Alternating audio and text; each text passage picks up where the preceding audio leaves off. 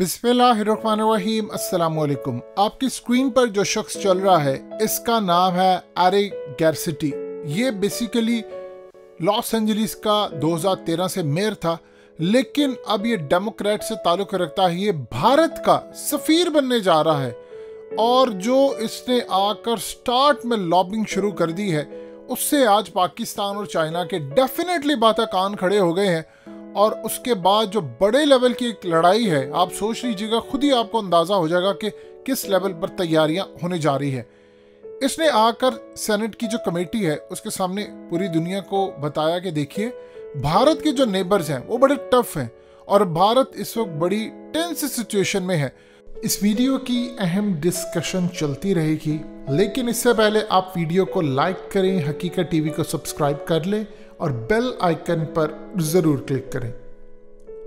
तो हमें हर तरह की सपोर्ट देनी है भारत को, सेल्स की, डिफेंस की, इक्विपमेंट की, हर तरह की, और अरबों डॉलर्स की डील करनी है भारत के साथ ताकि वो अपना दिफा कर सके। यानी आज समझ लीजिए वो जो रास्ते सारे के सारे बंद थे, इंडिया ने सरेंडर कर दिया अमेरिका के आगे और अमेरिका डील करने जा रहा है भारत के साथ अपनी टर्म्स पर। जिस तरह पुतिन और शी जिनपिंग की हालिया गुफ्तगू हुई थी और उसके फौरी बाद पुतिन ने मोदी को कॉल की और कॉल करके कहा कि ठीक है, बैठकर हम मामला तय करते हैं, रशिया, चाइना और इंडिया, लेकिन टर्म्स एंड कंडीशन जो भी होगी वो चाइना की मर्जी के मुताबिक।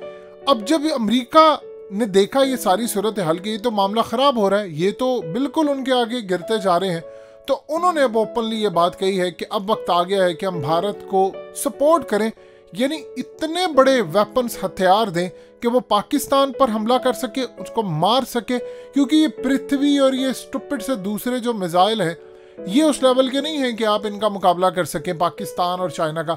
हमें बड़े लेवल का काम चाहिए। अब क्या चीज़ें बैक एंड पर डिस्कस हो रही हैं और किस तरह के हथियार मिल सकते हैं, ये आपने समझना है। ये बड़ी अलार्मिंग सिचुएशन है कि हालिया आप जानते हैं कि यूएई की लड़ाई हो गई है बाइडन के साथ। उनकी अरबों डॉलर्स की एक डील थी जिसमें उनको F-35 मिलने थे, लेकिन बाइडन ने शराइत ऐसी रखी क्योंकि इसराइल नहीं चाहता था।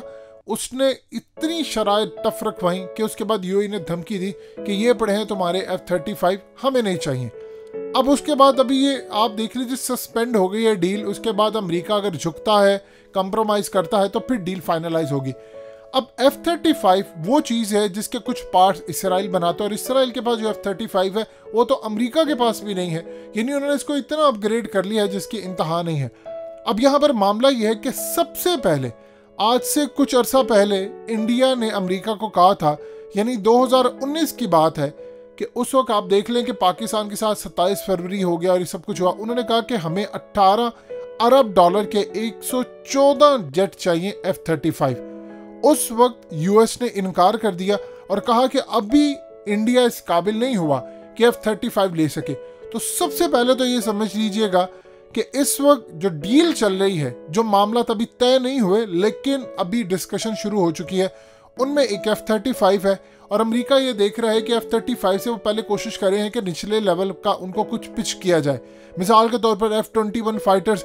लेकिन इंडिया पर जिद है कि हमें चाहिए F-35, हमने चाइना का मुकाबला करना है, ये वो। तो डिस्कशन जारी है और इसमें डिस्कशन ये हो रही है कि एयरफोर्स और नेवी दोनों के लिए हमें F-35 चाहिए। उसके बाद आप अंदाज़ा कर लें, इंडिया वो हथियार मांग रहा है, उसके बदले वो पूरे का पूरा, यानी इंडिया दे देंगे उनको, कश्मीर दे देंगे, उनमें अड्डे अमेरिका बना लेगा, लद्दाख में अड्डे बना लेगा और उसके बाद वो वहाँ पर चढ़ दौड़ेगा। ये जो डील होगी ये ऐसा नहीं होगा कि सिर्फ वन साइडेड हो, इसमें बड़ा लेन देन होगा। आप ये देखिए कि उसके बाद सूरत हाल क्या, वो मांग रहे हैं डायरेक्ट एनर्जी वेपन, यानी आप अंदाज़ा कर ले, डायरेक्ट एनर्जी वेपन्स ये वो हथियार है जो चाइना इस्तेमाल करता है। यानी आप डायरेक्ट एनर्जी वेपन्स इस्तेमाल करके लेज़र और दूसरी चीज़ों से किसी भी मुल्क का सत्यानाश कर सकते हैं। और उसके बाद आप जानते हैं इलेक्ट्रोमैग्नेटिक पल्स वेपन, उसकी डिमांड तो इस वक्त अमेरिका में इतनी ज़्यादा, अमेरिका भी अभी उस टेक्नोलॉजी पर पूरी तरह अपना हाथ साफ नहीं कर सका, एक्सपर्ट नहीं हो सका, उसके बाद उस लेवल की चीज़ नहीं है जो चाइना के पास है। अब वो डिमांड कर रहे हैं कि हमें डायरेक्ट एनर्जी वेपन्स चाहिए, यानी लेज़र के थ्रू आप हमले कर सके, और बहुत सारी चीज़ें वो चाहिए जो यूएस एयरफोर्स यूज़ करती है। उसके बाद जो सबसे बड़ी वो चीज़ मांग रहे हैं वो है न्यूक्लियर सबमरीन। अब न्यूक्लियर सबमरीन अगर भारत को मिल जाती है तो आप ये देख लें कि ये बहुत बड़ा एडवांटेज होगा। डेफिनेटली बात है, उसके बाद चाइना कंसीडर करेगा और वो कर रहा है, स्टिल अभी भी कर रहा है, और अंदर खाते पाकिस्तान के मामला जारी है कि पाकिस्तान को न्यूक्लियर सबमरीन मिले। इंडिया ये बात कर रहा है कि हालिया उन्होंने कहा था कि हमें न्यूक्लियर सबमरीन चाहिए और इंडिया को इनकार कर दिया था। आपको याद होगा कि ऑस्ट्रेलिया, यूएस और फ्रांस, यूके, इनकी आपस में क्या लड़ाई हो गई थी फ्रांस के साथ, जब चूंकि डील की थी ऑस्ट्रेलिया ने, और उसके बाद उन्होंने कहा कि नहीं, ये डील खत्म करें, हम आपको न्यूक्लियर सबमरीन देंगे। यानी अमेरिका ऑस्ट्रेलिया को देगा, और अब इंडिया कह रहा है कि हमें न्यूक्लियर सबमरीन चाहिए ताकि हम पाकिस्तान पर हमला कर सके, चाइना पर, और ये असल में उनको सूट करती है चाइना के खिलाफ, और अमेरिका शायद उनको दे भी दे। उसकी वजह यह है कि आप इनको अगर 1 साल भी समंदर के अंदर रखेंगे, ये तो ना रेडार पर डिटेक्ट होती है, स्टेल्थ फाइटर जिस तरह होते हैं इसी तरह ये स्टेल्थ होती है, रेडार पर नहीं डिटेक्ट होती। तो ये वो डिमांड कर रहे हैं, वो एडवांस ड्रोन्स मांग रहे हैं। MQ-9 रिपर्स ड्रोन्स जो थे वो तो इंडिया ने ऑलरेडी परचेज कर लिए, लेकिन अब वो चाह रहे हैं कि एडवांस ड्रोन्स हमें दिए जाए जिसका मुकाबला चाइना के एडवांस ड्रोन्स के साथ हो, जो यूएस एयरफोर्स यूज करती है, वो हमें ड्रोन्स दिए जाएं। नेवी के लिए लेजर वेपन सिस्टम चाहिए, और इस तरह की बेशुमार चीज़ें वो इस वक्त डिमांड कर रहे हैं जिससे वो पाकिस्तान के खिलाफ काम कर सके। हमें रियल टाइम एक्सेस चाहिए, हमले के लिए चीज़ें चाहिए। सबसे बढ़कर जिस चीज़ की वो डिमांड कर रहे हैं, जो अमेरिका के लिए बड़ा कठिन है, लेकिन इसके बाद अगर इंडिया को ये मिल जाता है तो ये पाकिस्तान के लिए बहुत खतरनाक सूरत हाल भी हो सकती है। लेकिन ओबियसली आपका दुश्मन तैयार है तो फिर आपको भी तैयार रहना पड़ेगा। वह स्टेल्थ बॉम्बर्स, देखिए स्टेल्थ बॉम्बर्स जो यूएस के हैं, और फिर उसके बाद देख लीजिए क्या कमाल वो मॉनिटरिंग करते हैं। चाइना का अपना H-6 जो बॉम्बर है वो भी बड़ा ज़बरदस्त है, रशिया का भी बॉम्बर है स्टेल्थ।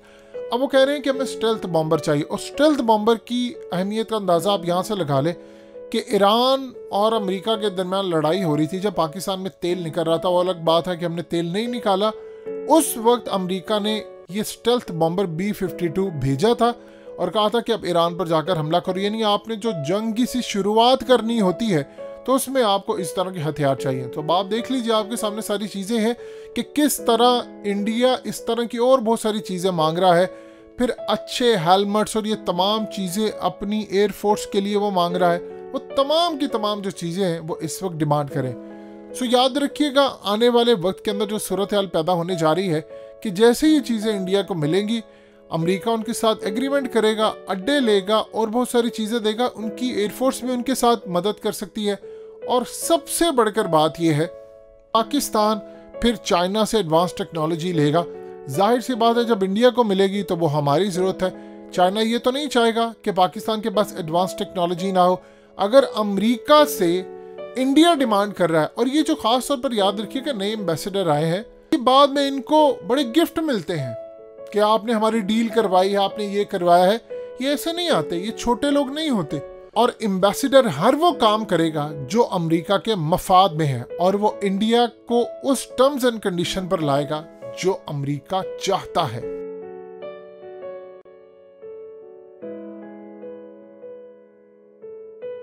हकीकत टीवी को सब्सक्राइब करना मत भूलें, वीडियो को लाइक करें, शेयर करें और कमेंट सेक्शन में अपनी राय का इजहार ज़रूर करें।